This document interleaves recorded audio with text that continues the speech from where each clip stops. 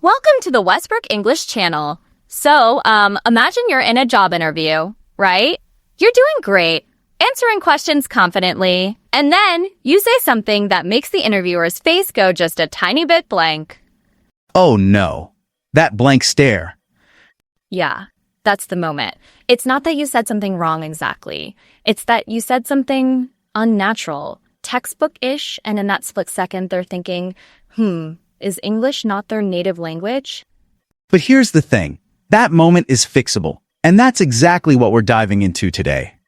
Welcome back to our deep dive mission, everyone. Today, we're breaking down 10 English mistakes that make you sound less intelligent, or more accurately, less natural.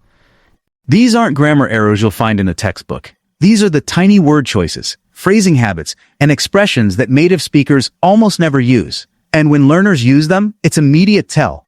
The wild part? Most of these mistakes come from being too correct. You know what I mean? Like you learned English so carefully that you sound too formal, too stiff. Exactly. So let's fix that. Here are the 10. Mistake number 1, responding to how are you with I am fine, thank you, and you. Oh, that response. It's so textbook. Right? Native speakers almost never say it that way. Instead, they say things like, I'm doing good, or can't complain, or even just pretty good thanks. You?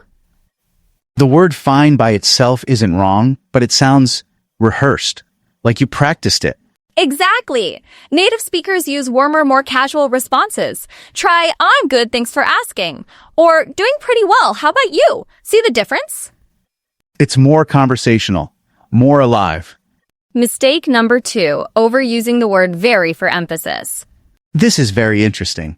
That is very good. I am very happy. Here's the thing. Native speakers don't really say very that much.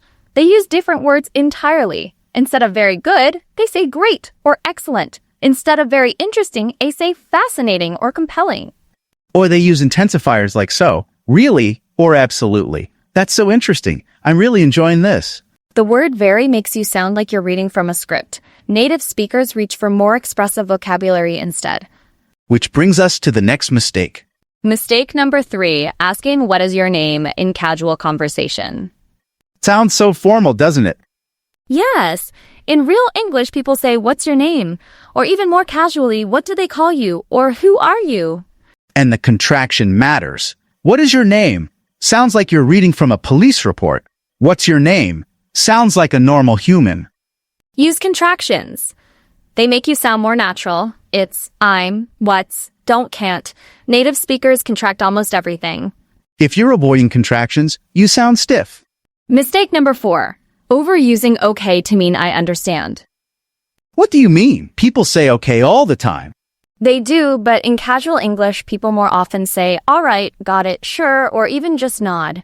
Okay sounds a bit robotic, especially if you use it in every response. So instead of, okay, I will do that, a native speaker might say, all right, I'll do that, or sure, no problem. It's a tiny thing, but it adds up. These small word choices accumulate to make you sound either natural or stilted. Exactly. Let's keep going. Mistake number 5, using formal pronoun no more, said the captain said. I feel really good to spend. Like what? Like saying, whom shall I call, instead of who should I call?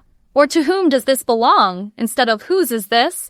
In everyday conversation, nobody talks like that. It sounds Shakespearean.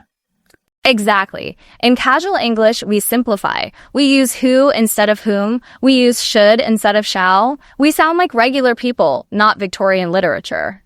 But here's the balance. In formal writing or professional settings, you do want to be careful with whom. But in speaking, relax. Mistake number 6, saying excuse me for every apology. But excuse me is polite, right? It is, but it's not an apology. Excuse me is what you say when you need someone's attention or when you're trying to pass by them. When you actually did something wrong, you say, I'm sorry or just sorry. So if I bump into someone, I'd say, sorry, not excuse me. Right. Learners sometimes use excuse me as a general apology, which sounds unnatural. Native speakers reserve excuse me for getting attention, and they use sorry for actual apologies. Got it. Small distinction, big impact, or got well with comments and comments that my friends have, and my friends, Luke got.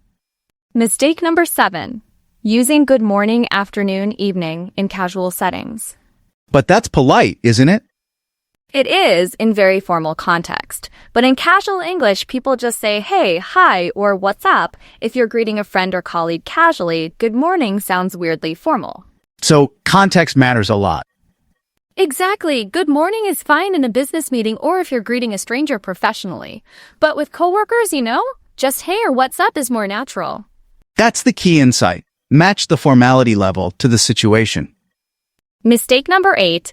Being too literal with like and enjoy. What do you mean? Native speakers don't usually say, I like this movie in conversation. They say, this movie is good, or I love it, or it's amazing, or they're more specific, it's hilarious, or it's gripping. So I like sounds too basic? What? Exactly. It's technically correct, but it sounds like textbook English. Native speakers use a wider range of adjectives and verbs to express their feelings. This is fantastic. I'm obsessed with it. It's brilliant. More colorful vocabulary. Precisely. It makes you sound more engaged, more natural. Mistake number 9. Confusing I am boring with I am bored. Oh, that's a big one. Yes. If you say I am boring, you're saying you are dull. If you say I am bored, you're saying the situation is making you feel uninterested. Huge difference. And learners mix these up because in their native language the distinction might not exist the same way. Right. Same thing with interesting versus interested. This is interesting means the thing itself is interesting. I am interested means you find it interesting. Get them backwards and suddenly you're saying something unintentional. These are easy to confuse, but make a big difference in how you're perceived. Mistake number 10, and this one's a bit different, is pronouncing every single word perfectly and slowly. Wait, isn't that good? Not if it sounds robotic. Native speakers naturally blend words, drop syllables, and speak with rhythm. If you pronounce every word with perfect separate clarity, you sound like a language learning AI. So it's more about flow than accuracy. It's about balance. Accuracy is great, but flow makes you sound natural. Native speakers say what you doing, not what are you doing. They say gonna, not going to. They link words together. So the goal isn't perfection, it's naturalness. Exactly. Naturalness first, precision second. So let's recap. These 10 mistakes are all about the gap between technically correct English and naturally spoken English. The big lesson here, native speakers are efficient. They contract. They use varied vocabulary. They match formality to context. They flow instead of pause. If you fix these 10 habits, you're going to sound so much more like a native speaker, not because your grammar is better, but because your naturalness is better. We're so proud of you for showing up today, pushing through the challenges of learning a new language, and practicing your English with us. If you enjoyed this deep dive, please like this video, subscribe to the Westbrook English channel, and drop a comment. Which of these 10 mistakes do you make the most? Let's see what we're all working on. Thanks for joining us on this deep dive, and we'll catch you on the next one. Keep exploring. You're doing amazing.